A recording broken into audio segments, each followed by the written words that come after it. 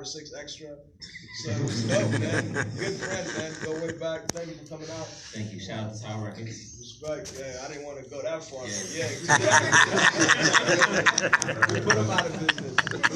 Yes. And then we got my brother Brandon Carlisle over here from Deutsch Media. Yeah. And you guys specialize in audio, video synchronization, consultation, project management, and administration. Yeah. Right? Yeah. And you're also a dope producer, man, because I've heard your music. Yeah, appreciate it, man. Yeah, I started it with you, so. Yeah, respect, man. Yeah. So, same thing that we did in the first segment. I don't want to talk too much, but I want to get right into questions. So, I want to talk a lot more about marketing, publishing, PRO, songwriting versus composer versus publishing. Let's get into that a little bit. I know a lot of guys have questions about that.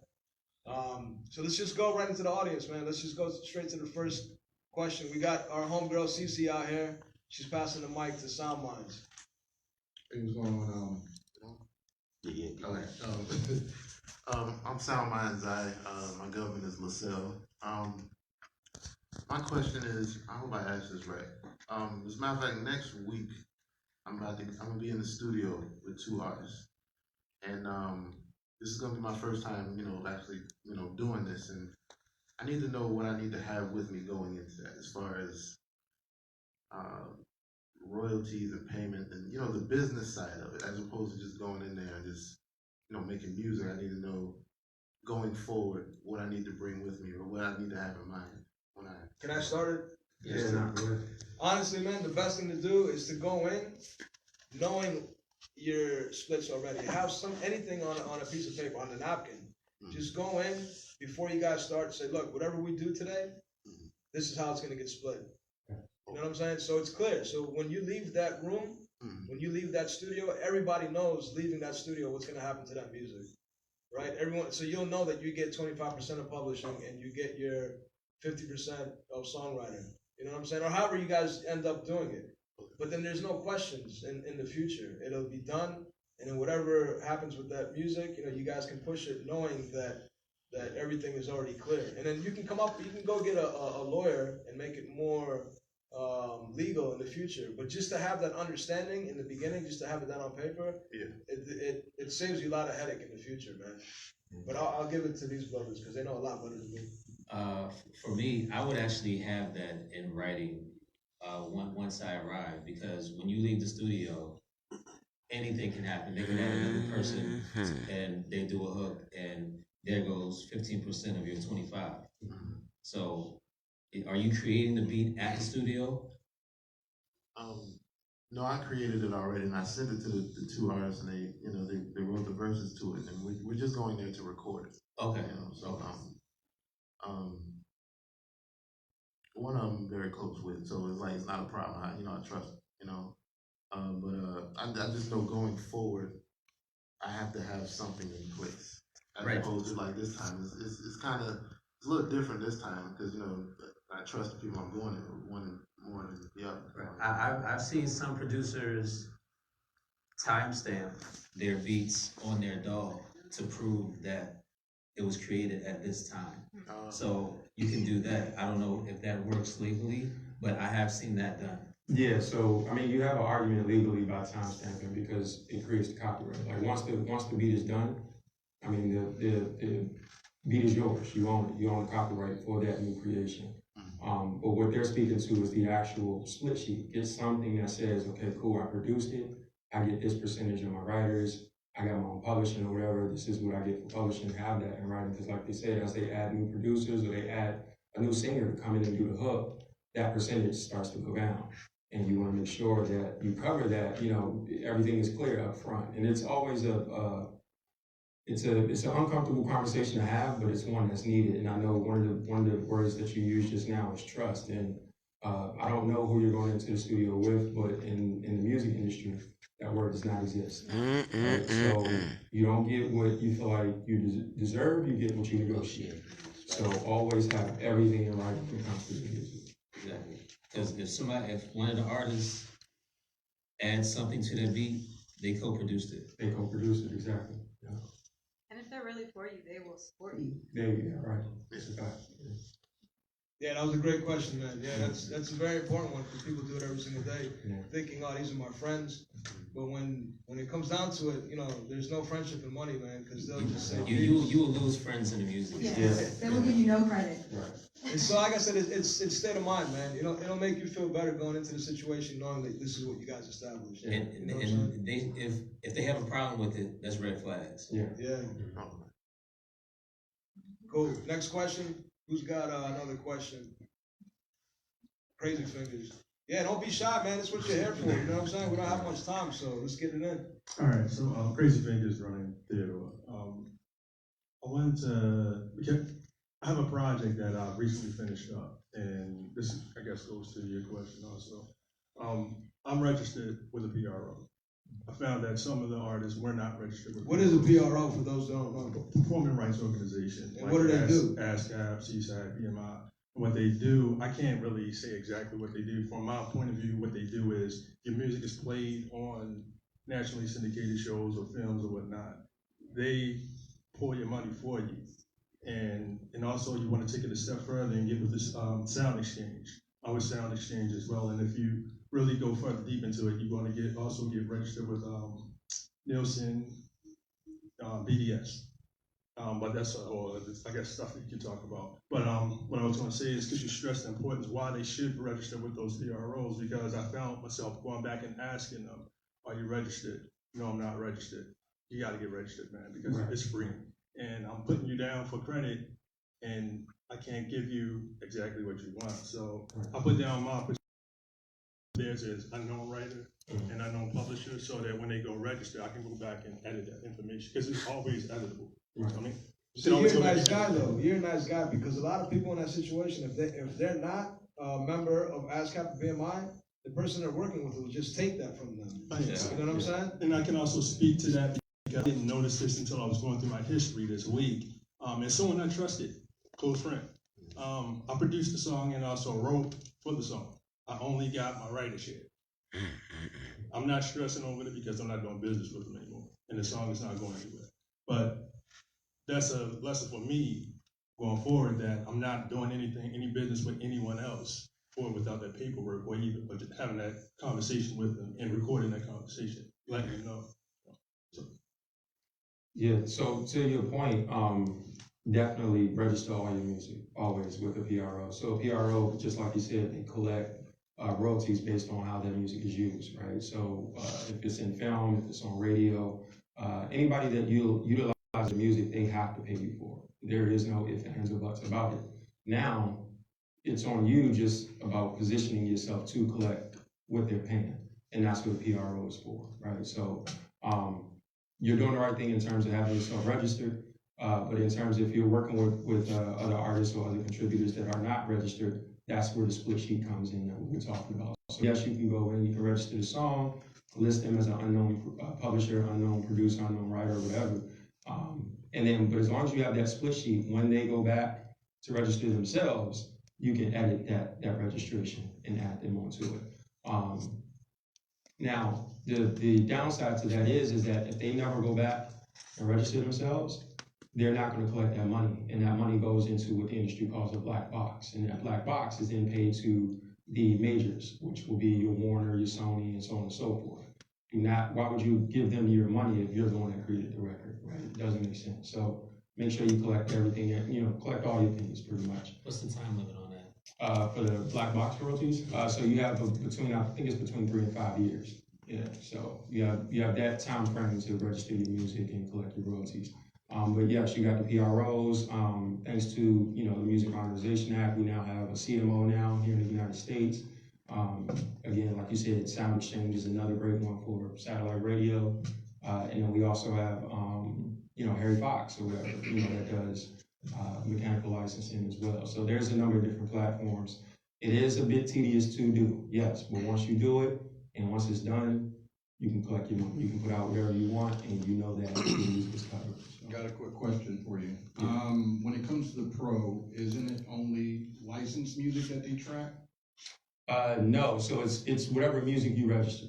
So if the music is not registered, they're not tracking it. So if you're a producer and you put out, instrumental, you make sure you register that instrumental, saying, okay, I produced this record, this is how much this is how it is, this is the ISRC code associated to it. The ISRC code, for those that don't know, is pretty much a code that identifies that record from Olo's record. So if I made a beat, it would say, okay, this is Brandon's, and another version is Olo's. So, in the registration, you'll have that code in there.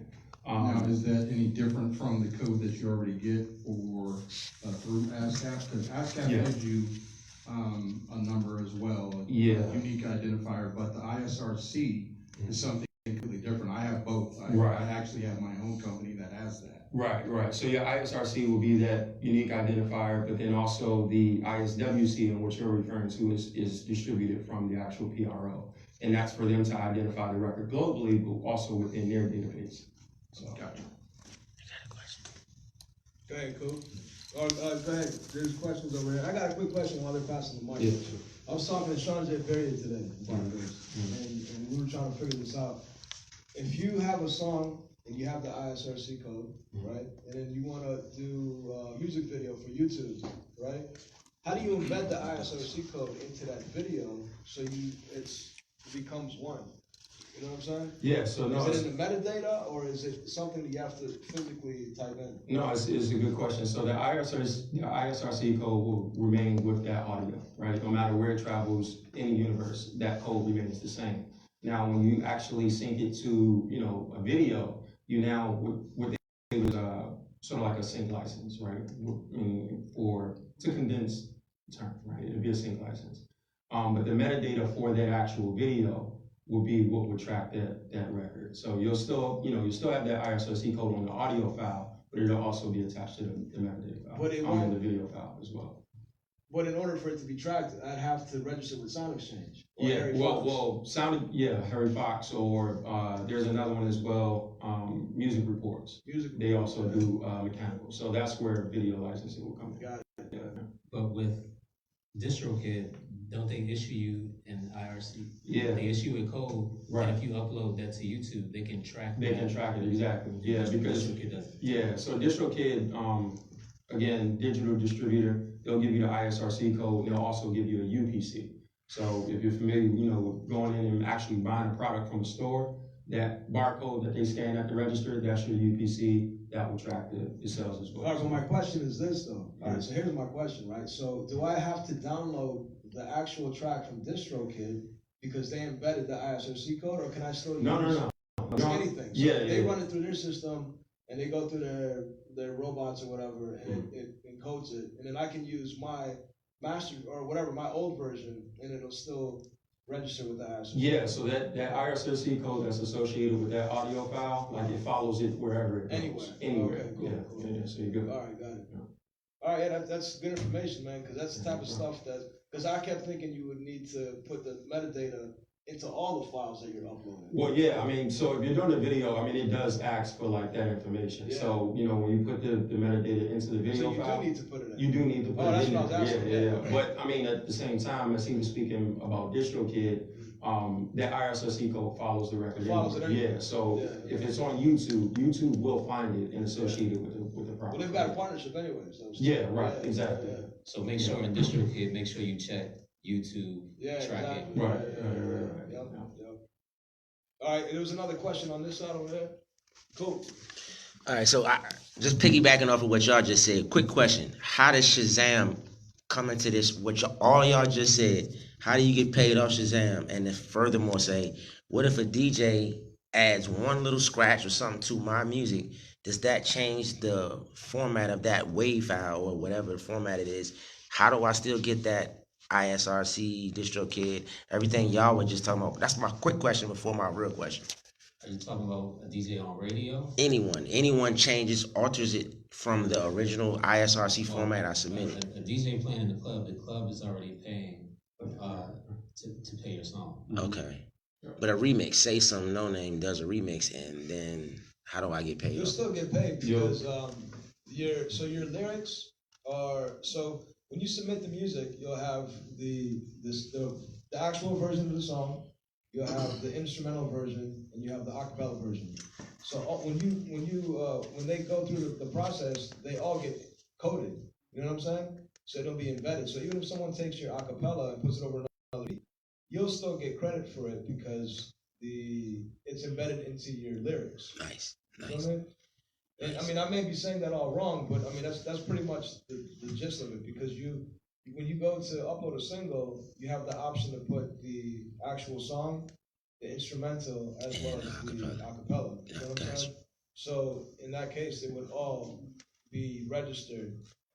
We did a battle when we used a Jizza acapella, and when we put it up on YouTube, they all got flagged because of the acapella, even though all the beats were different. So yeah, man, you know, the apps that they have out there, man, you know, they're no joke. You know, they spent a lot of time on this because in the beginning, I read about this too. In the beginning, they just hired someone to figure out who they had to pay. All these companies had to figure out, you know, who they had to pay, how they were going to pay them. Right. So they had to create these robots. They still do that. They still do that. Well, no, I mean now it's all just apps. They just run it through computers. You know what I'm saying? So the computers match everything. It's not a physical person that's actually, you know, matching it on paper anymore. But the computers is what the software is what matches your ISRC code with anyone out there. Even if someone puts a video of himself driving down the street, you know, a selfie, and your music is playing in the background, you'll get paid for that. You know what I'm saying? Because it's embedded. My fault, go ahead. So let me tell you, like Tekashi 6ix9ine, what he did, Tekashi was a genius. So what Tekashi 6ix9ine did, whenever he did his antics, his music was always playing in the background. And when people reposted his videos, DJ Academics, Shade Room, whoever, he got paid off all those plays for his music, because when he was threatening to shoot people in Chicago, his music was in the background and everybody was sharing the video. Genius. Guerrilla marketing, yeah. And then just to backtrack a little bit, like Olo was saying, in terms of your original question, which was like, okay, if a DJ, you know, scratches on my record, that will be a new recording. So that's where I was talking about in terms of the codes and the ISWCs, how it differentiates between myself and Olo. So every version that he was talking about, acapella, the instrumental, all of those will have their own unique ISRC. So it's not one that just covers everything for that record, but you'll have one for each separate version, and that's how you do it. Nice. Yeah, that's what I meant to say. They all get coded. Yeah. You know what I'm saying? They're separate. Every single thing that you submit has a separate Right. videos and everything. Yeah, they all nice. And then my second question, real quick, because I'm gonna pass it to my brother here, is what do y'all know about college radio, and how can everyone in this room maximize our return on investment messing with college radio, guerrilla radio stations, etc., internet radio? How can we maximize our return on investment rocking with them? What do you mean return on investment? Like as far as like the getting the plays, because I went to Bowie State. I talked to their director this week, and shout out to Dr. Otis Thomas. He was telling me that they weren't on the right network, even though they are official. They weren't on the right platform for me to get paid if I submit my new album and stuff. Well, college radio is never going to pay. Yeah, they're not making any money. Right. Okay. Right. Terrestrial radio or satellite radio is where you need to be. Right. Okay. Yeah. So for independent producers and artists, if you're putting out instrumental tapes or you're putting out records and you're going through the college radio circuit, just understand that they're playing the music for free. And they have the license that says we're allowed to play this music for free. Reason being, the audience isn't as big as a Shade 45. You know, Shade 45. You see what I'm saying? So that's why they get the free. And you're going to use college radio strictly for promotion. Promotion, yeah. You're not going to use it to get paid. Right. Mental, you got a question? Yeah, what up, y'all? Mental the guy, real name Ari. My question is kind of broader, and so most of us in here are sample-based producers, as you guys know. So a lot of times I get questions, yo, do you copyright your beats? Do you do this, you do that? And if you do, how are you copywriting the sample? Well, my personal answer is, and I want you guys to give the professional answer. My personal answer is, I don't copyright, you know what I'm saying? I'm not worried about it at this point. But if I was worried about it, with everything we just talked about, the distro kids and the pros and all of that, one, the first question is, how do you copyright a song that has samples in it besides interpolating it, right? If you just want the sample. And the second question is, for the distro kids and everything, is it necessary still? That's the question I get to. If you put it up on DistroKid and you haven't copywritten it through the actual copyright office, then what? Well, so Yeah. I like your mentality. I like your mental. You know what I'm saying? You know, you're right. I mean, you nailed. You know, you hit the nail on the head, man. When you said copyrights. Yeah, when you get to that point, I copyright everything. You know what I'm saying? But right now, you're just trying to get your name out. You're just trying to get music out there. Right? So yeah, that's a good thing. Copyright is good because it's legal and it helps. It's a good habit. You feel me? Because you can send 100 beats in as a bundle, get them all copywritten, and then you can use them in the future or whatever. But they're copywritten. It stamps. It gives it a marker because, like you're saying earlier, you know, an idea becomes copywritten when it becomes tangible. So for music, it's either recording or writing it. You know, that's your first level of copyright. You know what I'm saying? I think there's like 6 degrees of copyright or something like that, right? There's like different levels of it. Oh, you telling me something? So. I mean, yeah, I think there's like 6 degrees. There's that. There's the mechanical. There's a reproduction. There's, Oh yeah. right. So, but one of the parts of that is the legal side. When it goes to the Library of Congress, it's official. It's an official document. You know what I'm saying? Right. So go ahead, man. I don't want to keep talking. No. So I mean, when it comes to, there's a difference between actually copyrighting the music and then actually distributing the music, right? So when you copyright the music, again, once the idea is tangible, there's already a copyright on it, right? The United States recognizes that, okay, that is Mental's idea, right? Now, when you actually register with the Library of Congress, that's only just a certificate, just in case you have to go to court. And that's something that you can stand on and say, hey, look, no, this belongs to me. Rather than having to go through like a timestamp or something like that, you can say, this certificate is recognized by the government that this belongs to me. That's what a copyright is, right? So when it comes to actually distributing that record now, again, sample-based producers, myself, even still, there are different ways that, you know, you can kind of incorporate a sample into your record, but it's the same thing as you know, you can go outside and get hit by a car. The likelihood of you being hit by a car, if you know how to move, lessens, right? But it's the same thing with, what I'm trying to say is like with copyrights, just be careful, you know? Just be careful because you gotta think about it. We sample music that inspired us from back in the day. At some point, we're gonna be the back in the day producers, you know what I'm saying? And there will be a new generation that says, I like what Mental did, or I like what Carlisle did, I like what Olo did, and I wanna incorporate that. Now, if we don't have that tangible certificate to say this belongs to me, you're now, again, relying on that timestamp that he was talking about. He said, hey, back in 2020, I produced this, and it's now 253. If you don't have anything tangible to say that belongs to you, you run the risk of not getting paid for it. And that's really, that's really the basis of copyright, because these musicians, again, they want to get paid for their music. You know, they don't mind us using it, but it's like, okay, if you're going to get $1 million, I want a portion of that $1 million. You know what I'm saying? So.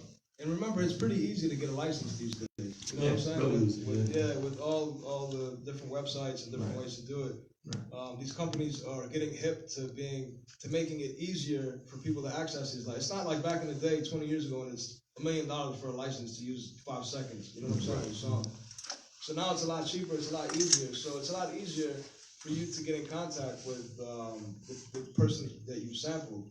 And one of the ways you would do that is through the PRO. You would go to ASCAP, you would look up the publisher of that sample, of the song that you sampled, and I think it's a repertoire sheet or something like that. Yeah, so the database, the repertoire database, exactly. You can find out who wrote the song, who produced it, who performed it, you know what I mean? You can get all of that information on ASCAP, but the actual license to use it, you wouldn't get it through ASCAP, you'll get it through either Harry Fox or Music. Oh, really? Oh, yeah, okay. they would actually issue you the license to use that record. Now that's if you're doing like through Harry Fox. if you're doing like a cover or something like that. So my mentality is the same as Mental's. So if I'm working with independent artists, like I don't stop my creativity because I'm worried about the sample. Yeah. I'll just go ahead and do it. Right. Now, Right.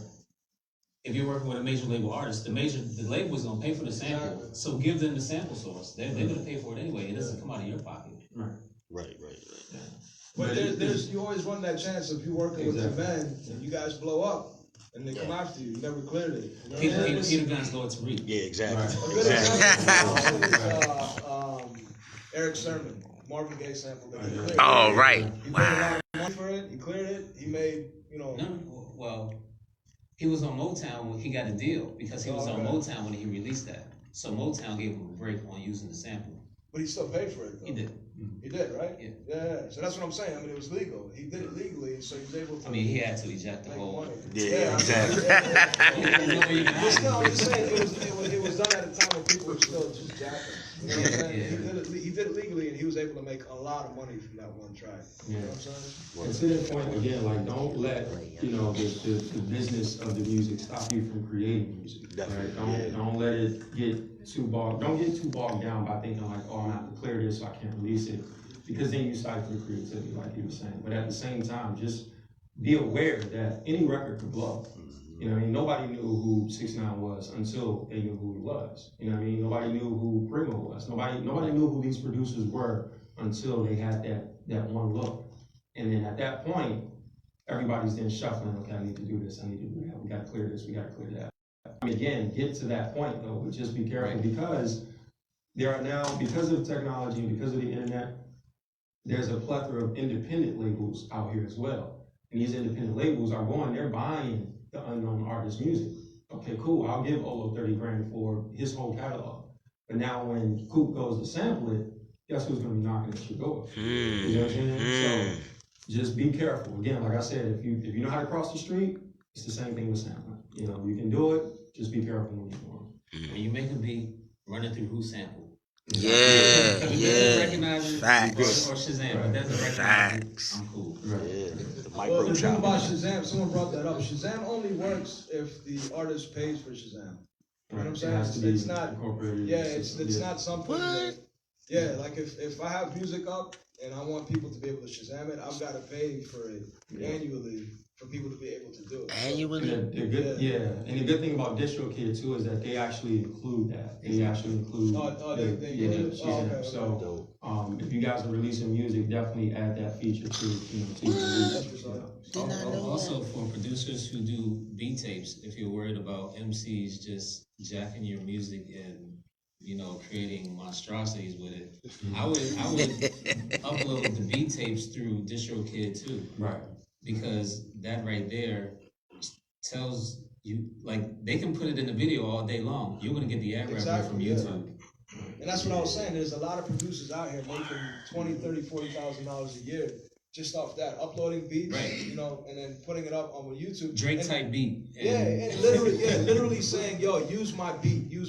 And then, you know, you have a million MCs that use this guy's beat. They get all those streams.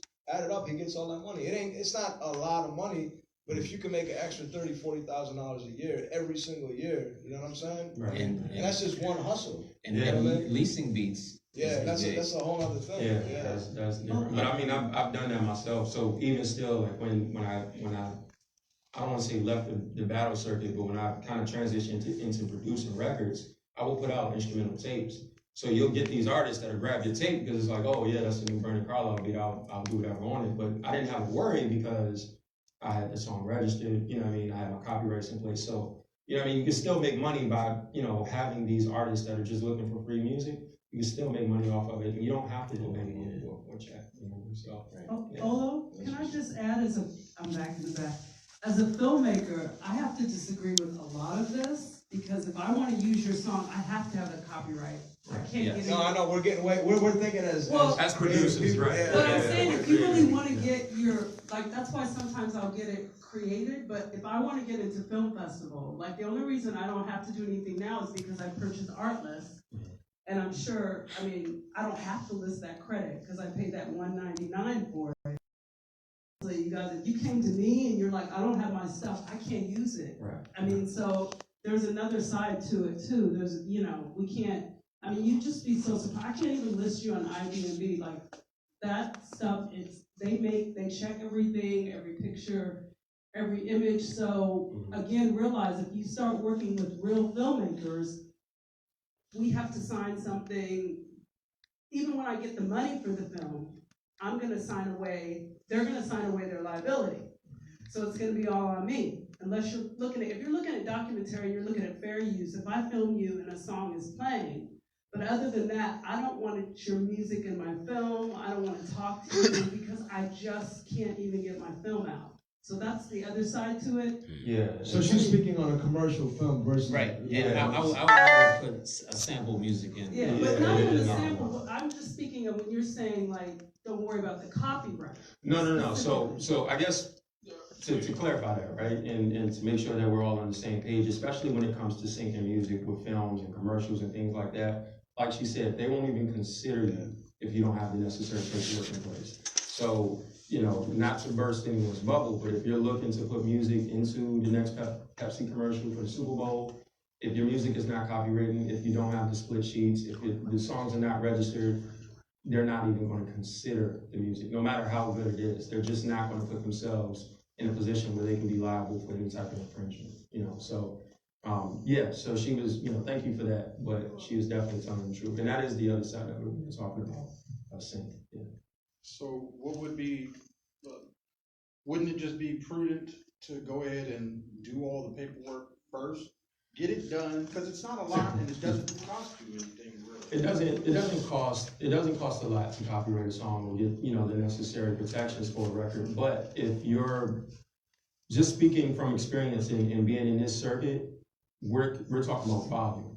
So if you have a terabyte worth of, you know, beats, that is going to be a significant amount of money to protect. Well, so if you go to the Library of Congress, it's $35 or $38.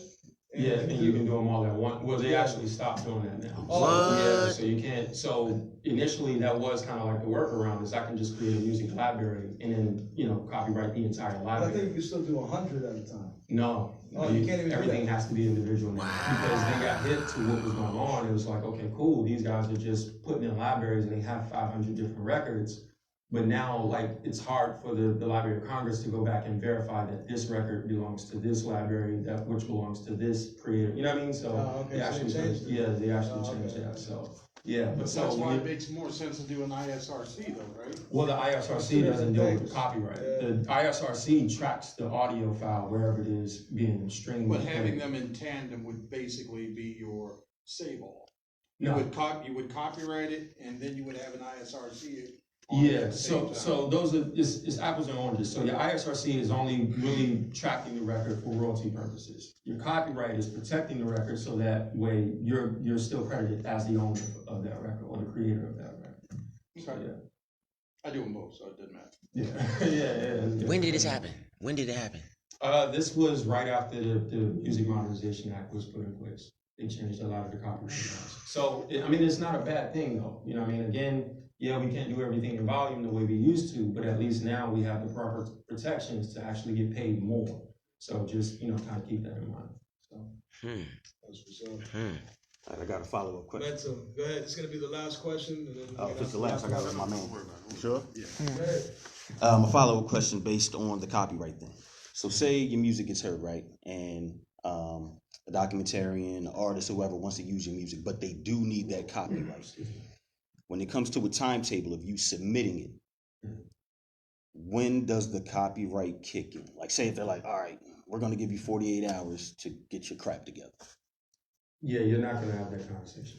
Well, and unfortunately, you won't. Because when you're submitting to different placements and different opportunities like that, like your music supervisor is so busy and going through so many records, they're listening and saying, okay, I want that one, I don't want that one, next, that one. They'll take that to the producer. So if that's Dr. B, then she'll say, okay, yeah, this one fits the scene, whatever, get the paperwork done, and then they'll move forward. So the likelihood of them calling you back to say, hey, do you have copyrights? Hey, do you have this?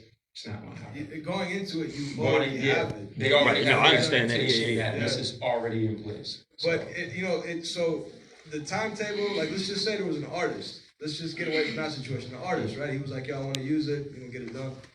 The timetable would be a lot faster. I don't know if it's 48 hours or whatever, but if you went into the Library of Congress, being that we're right here close to DC, you can go in and when he puts the stamp, although it's still being in progress, it's being processed. That stamp is the stamp, Legal. the legal time. It's preliminary though, just keep that in mind, it's only. I mean, I told you it's approved, Yeah, so it's. but it's still a legal stamp. Right. Versus just mailing it in and waiting for whatever to happen, Right, to get you know what I'm saying? Right. So, like, I mean, I've gotten a few things copywritten. One album that I got copywritten, I went down to the Library of Congress because it was just out of ignorance. I didn't know any better, you know what I'm saying? I just went down there thinking that's the way to do it. And we did it, and he stamped it, and he was like, it's cool, it's still gonna be, there's still a process, but at least you've got this paperwork that says you got a legal stamp, the process. you know what I'm saying? Yeah. And, so. Do they still do that with ASCAP once you, you register up on ASCAP? Do they still send you that email that gives you that sticker? There's like it used to be some kind of code or number they gave to you to let you know that, yes, it I is. think it's all done by email now. It's Is all it done by email? Yeah, because they have their own app. So it's all. I mean, I don't know. They might. I haven't done it in a while, I guess. Well, I mean, in terms of copyrights, like, nobody's gonna copyright the music except for the government. No, and he's just talking about the code that they Oh, yeah, when you register, you'll get that ISWC code. So Yeah, I haven't done it in a while. You'll get that for every registration. But it's not a physical piece of paper. It's just. No, it's just a code to say, if you're trying to track this record in the database, this is the code you need. Yeah, when you go into your account, you'll have a catalog of all your work, and behind each piece of work that you submitted, they'll attach a code to it. Right. Okay. You can use that code. And you said they have an app now? I believe they have an app. Yeah, So BMI has one. ASCAP had one, but they took it down. They don't use it anymore. Yeah. Well, BMI definitely. I do has mine one. on an Excel spreadsheet and hand it to my dude, and he does the rest of that. Yeah. That's cool. All right, well, I want to thank you, brothers, for coming out. And if people wanted to find you online, Gabby, how can they find you? All social medias, Digital Hustler, spelled correctly. Digital Hustler everywhere. Brandon Carlisle. people Same, wanna find you? Brandon Carlisle across any platform. Doit Media. Doy Media, DOITE. That's what's up. And if people want to get in contact with you, just on, to get more information about publishing and So submitting music and things like that, they have to have their copyrights and everything in place. no. So I mean, in order to just get information from us, we do a 1-hour consultation with everybody. And that's free of charge. Again, the information is free. And then on the website, you go there. We got different articles and everything that speaks about registrations, copyrights. It talks about the Music Modernization Act. It talks about Grammy networks and different guilds.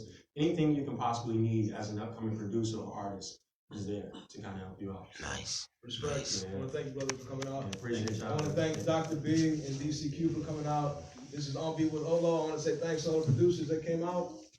Peace. We're out. Peace. Peace.